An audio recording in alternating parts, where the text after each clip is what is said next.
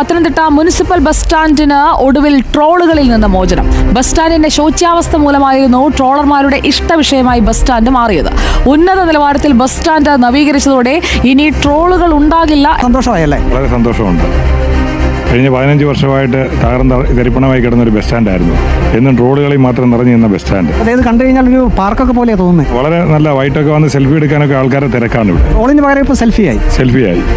അതേ സുജി, ഏതായാലും ട്രോളുകൾക്ക് പകരം ഇപ്പോൾ ആളുകൾ സെൽഫി എടുക്കാൻ ഇവിടെ വരുന്നു എന്നാണ് പറയുന്നത്. ഏതായാലും പത്തനംതിട്ട നഗരസഭാ അധികൃതരുടെ ഒരു മധുര പ്രതികാരം കൂടിയാണ് ട്രോളർമാരോട് ഇത്.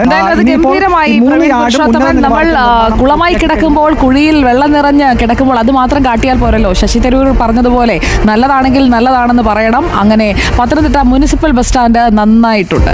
എല്ലാ മഴക്കാലത്തും പത്തനംതിട്ട നഗരസഭാ ബസ് സ്റ്റാൻഡ് സംബന്ധിച്ച് ട്രോളുകൾ വരാറുണ്ട്. അതായത് ഇവിടെ ഇനി ഒരു ചൂണ്ടയുടെ കുറവ് മാത്രമേ ഉള്ളൂ, ബോട്ട് ഇറക്കാം, ചങ്ങാടം ഇറക്കാം, വഞ്ചി ഇറക്കാം എന്നൊക്കെ പറഞ്ഞുകൊണ്ട് ഈ പത്തനംതിട്ട നഗരസഭാ ബസ് സ്റ്റാൻഡിലെ കുണ്ടും കുഴികളിലുമെല്ലാം വെള്ളം നിറഞ്ഞു കിടക്കുന്ന ഫോട്ടോകൾ ഉപയോഗിച്ചാണ് ട്രോളർമാർ ഈ ഒരു വിഷയത്തിൽ പ്രചരണം നടത്തിയിരുന്നത്.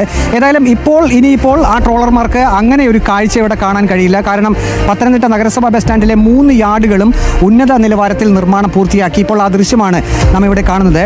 ഒരു ദൃശ്യം കൂടി കാണിക്കാം. ഇപ്പോൾ ഈ നഗരസഭാ ബസ് സ്റ്റാൻഡിൻ്റെ ഒരു വശത്ത് മരങ്ങളും ഒപ്പം തന്നെ പുൽത്തകിടിയും ഒക്കെ വെച്ച് പിടിപ്പിച്ചിട്ടുണ്ട്.